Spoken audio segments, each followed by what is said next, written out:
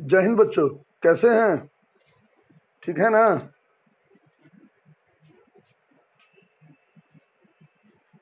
आज कृतिका भाग 1 मेरे संग की औरतें, इस पाठ का यह आखिरी चरण है। आखिरी चरण का पहला दृश्यांश। तो इस पहले दृश्यांश की शुरुआत हम पूरे जोशो जुनून से करेंगे।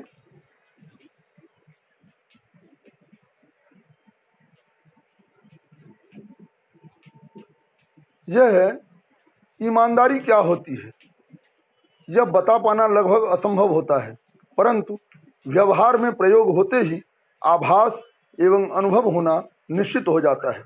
तभी तो परदादी ने जूठा पानी पिलाकर चोर को बेटा बना लिया तथा उसे खेती बाड़ी की जिम्मेदारी सौंप दी। बहुत ही आसान सा शब्द है, आपको आश्चर्य लगेगा। ये शब्द हम सुनते अनेक बार हैं, लेकिन कभी हमने इस पर गौर नहीं किया। और यह शब्द है ईमानदारी। क्या है ईमानदारी? किसे बोलते हैं ईमानदारी? देखिए, दीर्घ ई जो है इसका मतलब होता है ईश्वर, उसका संक्षिप्त रूप है दीर्घ ई यानी ईश्वर। मान का मतलब होता है मानना, और उसमें दार जो है वो प्रत्यय लगा हुआ है। दार यानी युक्त, ईमानदार यानी ईश्वर को मानने के भाव से जो युक्त हो, और उसमें दीर्घ ई जो है वह भी एक प्रत्यय है। इसका क्या मतलब हुआ? यानी ईश्वर को मानने के भाव से युक्त जो हो, ईश्वर को मानने का भाव। ईश्वर को फिर दीर्घिकार लगाकर फिर हम उसी पर आ जाते हैं, ईश्वर को मानने का भाव। क्या होती है ईमानदारी? अर्थात जो एकदम सीधा हो, सच्चा हो, सरल हो, न छल हो, न कपट हो, न द्वेष हो, न ईर्ष्या हो, न कुछ नहीं हो, यानी कोई नकारात्मकता जिसमें न हो, है ना? जो अपना काम करना जाने और समाज को एक मापदंड देना चाहे, वह मापदंड अच्छाई का मापदंड, वह भलाई का मापदंड, है ना? सबके सुख का मापदंड, सबके कल्याण का मापदंड। मापदंड यानी एक ऐसा पैमाना जिस पर हम तौलते हैं, मापते हैं, हमारा समाज अच्छा बने, हमारा समाज बढ़िया बने। ये कौन कर सकता है? क्या है अच्छाई का मापदंड? क्या है? तो हमारे गुण ही उस अच्छाई के मापदंड हैं। हमारे गुणों के आधार पर ही हमारा आकलन होता है, हमारा परिचय मिलता है।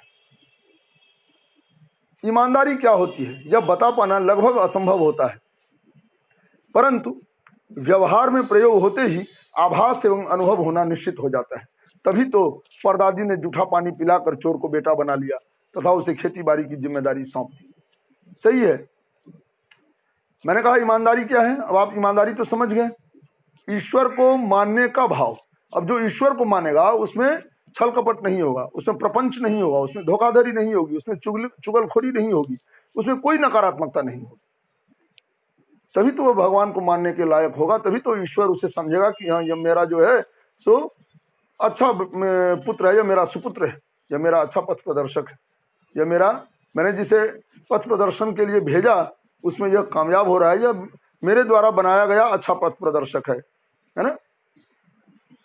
लेकिन कोई अच्छा है, यह बात कैसे समझ में आएगी? हर आदमी बोल सकता है मैं अच्छा हूं, मैं भला हूं, मैं ठीक हूं, है ना, मैं बहुत बढ़िया हूं। लेकिन कैसे? सिर्फ कहने से, सिर्फ जबानी जमा खर्च करने से नहीं होता ऐसा। सिर्फ जबानी जमा खर्च से ऐसा नहीं होगा। फिर कैसे होगा भाई? तो वह होगा आपके व्यवहार से, वह होगा आपके रहन सहन से, वह होगा आपकी व्यावहारिक और सहज सरल बुद्धि से। इसलिए इसमें कहा गया है कि यह बता पाना लगभग असंभव होता है ईमानदारी क्या होती है, परंतु व्यवहार में प्रयोग होते ही। और यह व्यवहार क्या है? व्यवहार क्या है? वी जोर अब जोर हार है व्यवहार। यानी व्यवहार का मतलब होता है दैनिक जीवन में हम लोगों के साथ कैसे उठते हैं, बैठते हैं, बोलते हैं, बतियाते हैं। हमारे ये हर क्रिया का या सभी प्रकारों की क्रियाओं का जो समेकित रूप होता है उसको व्यवहार बोलते हैं। देखिए कितनी आसान परिभाषा बन रही है ना?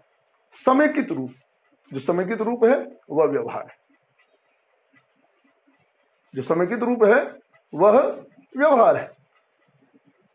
और उस व्यवहार में प्रयोग होते ही हमें आभास होता है कि हाँ कौन अच्छा है, कौन अच्छा है, कौन बढ़िया है, कौन कैसा है, यह कैसे मालूम होगा? तो भाई यह मालूम हो जाएगा उसके कर्तव्य से, उसके व्यवहार से। आभास होना, आभास अनुभव होना। अनुभव यानी जो हम आंखों से देखते हैं वो अनुभव है, और जो मन में आंखों से देखकर मन में जो हम उसे महसूस करते हैं वो अनुभूति है। आंखों से देखा हुआ अनुभव है, और अनुभव को जब हम अपने दिल में मथते हैं तो वह अनुभूति की तरह हो जाता है।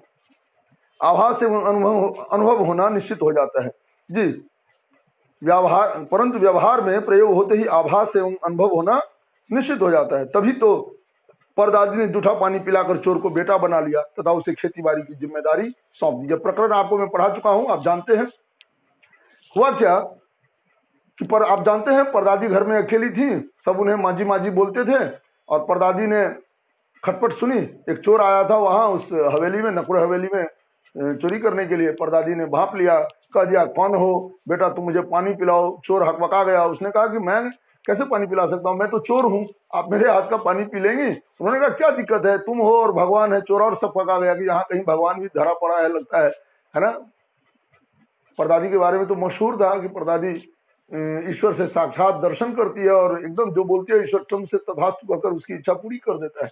बहरहाल चोर से पकाया, इसके बावजूद वह आ जाता है, और परदादी बोलती है कि ये लोटा ले, कुएं पर जा, पानी भर कर ला, पिला, हाथ मुंह धो लेना अच्छी तरह से, हाथ पैर धो लेना, हाथ धो लेना। और वह जाता है, पानी भर कर लाता है, तभी पहरेदार पकड़कर उसे दादी के हुजूर में, परदादी के हुजूर में, हुजूर यानी सामने प्रस्तुत कर देता है। और वो पहुंचता है वहां। वो जब पहुंचता है तो फिर दादी बोलती है, परदादी, कि देख बेटा, ये लोटा है, इसमें पानी है, आधा पानी मैं पी रही हूं। और उसने पानी पी लिया परदादी ने, और आधा पानी उस चोर को पिला दिया, और कहा कि जूठा पानी। और क्या कहा कि देख, मेरा आधा जूठा पानी पीकर तू जो है सो मेरा बेटा हो गया, मैं तेरी माँ हो गई।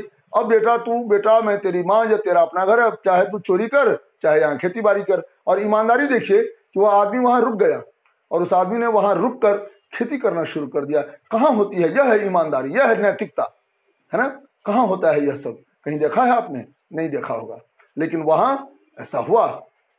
और वो जमाना था, ऐसा था। अच्छा, उसके घर के लोग यानी परदादी के जो अपने बेटे या पोते या जो भी और लोग थे, पुरुष या महिलाएं जितने भी थे वहां पर, वे सब, पुरुष और महिलाएं जितने भी थे, पुरुष या महिलाएं जो भी, है ना, तो उन सब ने, किसी ने विरोध नहीं किया। परदादी ने एक बार कह दिया बेटा बना लिया तो बना लिया। अब वो उसका भी उतना ही हक था, उसका भी उतना ही अधिकार था जितना और बेटों का था। बहरहाल यह होता है, लेकिन आज वो निश्चलता नहीं है, आज वो सरलता नहीं है।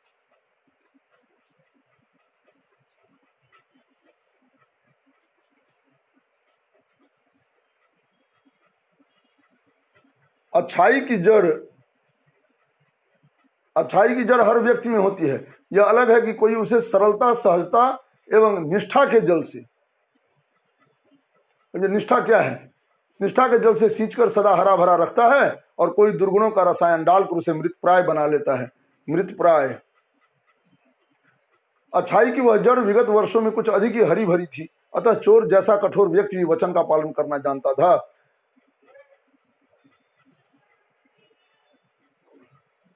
बच्चों को भी नैतिकता और सदाचार की खुराकें सही समय पर दी जाती थी, ताकि सामाजिक स्वास्थ्य उन्नत बना रहे।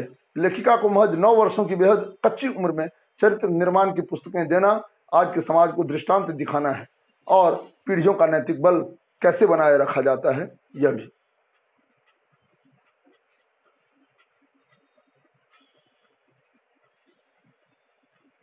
अच्छाई की जड़, निष्ठा, मृतप्राय। क्या है अच्छाई की जड़? देखिए, जब बच्चा पैदा होता है तो वह ना अच्छा होता है ना बुरा होता है, वह सिर्फ एक बच्चा होता है, उसे कुछ नहीं पता होता।